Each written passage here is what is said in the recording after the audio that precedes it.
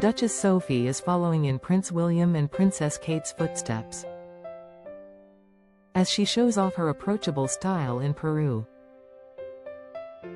The Duchess of Edinburgh shines on South American tour with warm, genuine engagement. From quiet royal to global advocate, Sophie's evolution mirrors Wales's modern monarchy.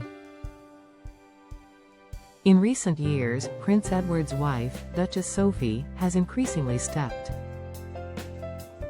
into the spotlight as a key member of the royal family, earning praise for her poise. Long regarded as one of Queen Elizabeth's favorites, the Duchess of Edinburgh is now drawing comparisons to Prince William and Princess Kate as she carries out a lengthy tour of South and Central America this week and next, blending duty with empathy. Her itinerary spans Peru, Panama, Guatemala, and Belize, focusing on critical issues like preventable blindness, sexual violence in conflict, and indigenous conservation. Duchess Sophie arrived in Peru on Monday, November 10, following a busy weekend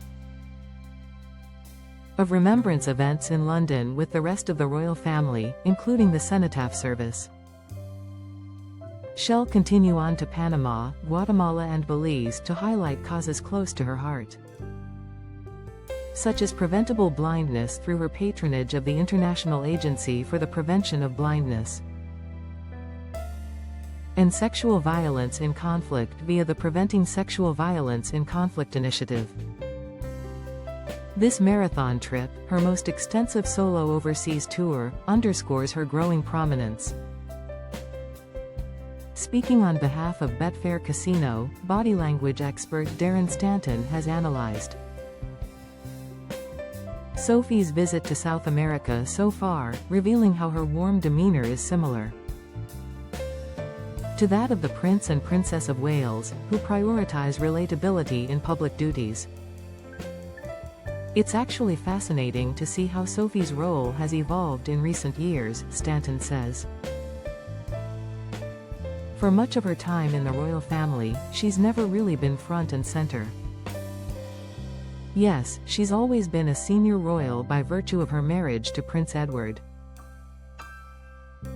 But it's only in the last few years that her schedule of engagements has noticeably increased. While meeting indigenous women's rights defenders and women leaders of the Awajan, Shipibo Konibo and Kakama Kakamiria people in Peru's Amazon region, the Duchess laughed and embraced the women around her, gestures Stanton calls warm, open and deeply engaged. She donned traditional attire, participated in crafts, and listened intently to stories of land rights struggles, fostering genuine connections that transcended cultural barriers. What's striking now is how Sophie approaches these public appearances, he says. Her body language mirrors much of what we see from William and Kate. Stanton continues, her smile is a genuine one. You can see it in the crow's feet, at the corners of her eyes, the soft laugh lines that show her whole face is involved. That authenticity is something the public responds to, and it's clearly something the palace values as the royal family looks to the future. In group photos, Sophie positioned herself at eye level, crouching to match children's heights, echoing Kate's style. Stanton says that while observing her in Peru, it's clear she connects naturally and sincerely with the people she meets. He adds, there's no hint of disinterest. No power gestures, no effort to assert rank. Instead, like William and Kate, Sophie comes across as grounded, empathetic, and confident. Next up on her trip, the Duchess will visit Panama to meet senior members of the government. Recognizing its collaboration with the UK on global challenges, including conflict-related sexual violence, In Guatemala, Sophie will carry out engagements related to the same theme. Learning about support for survivors of human trafficking and sexual violence. And visiting a charity supporting vulnerable young people in Guatemala City slums. The Duchess of Edinburgh will also observe conservation efforts led by indigenous groups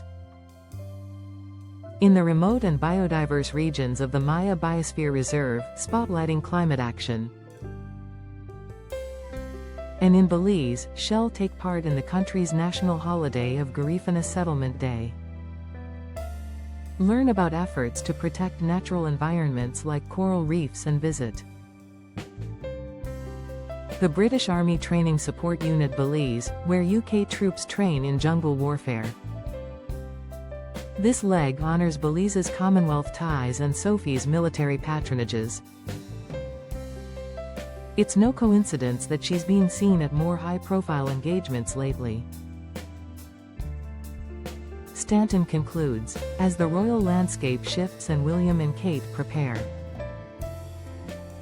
to take on greater responsibility, Sophie seems to embody the same modern, approachable style they represent. Her tour coincides with King Charles' slimmed-down monarchy vision, positioning Sophie as a versatile asset alongside Anne and Edward. Sophie's evolution began post-Queen's death, with increased solo trips to Canada, Cyprus, and now Latin America, amassing over 200 engagements annually. Once overshadowed, she now rivals Kate in public approval, per YouGov polls at 65%. Her focus on women's empowerment stems from personal experiences, as a mother of two. She relates deeply to survivors' stories. In Peru, Sophie visited a sightsavers clinic, fitting glasses for blind children, and praising local heroes. Her hugs and laughter broke protocol but won hearts. Mirroring William's informal chats are Kate's nursery crouches. This Wales-like approach modernizes the firm, authentic, issue-driven, globally minded. As heir apparent, William grooms a supportive circle, Sophie's rise strengthens it. Her tour, ending November 22, could inspire similar diplomatic soft power.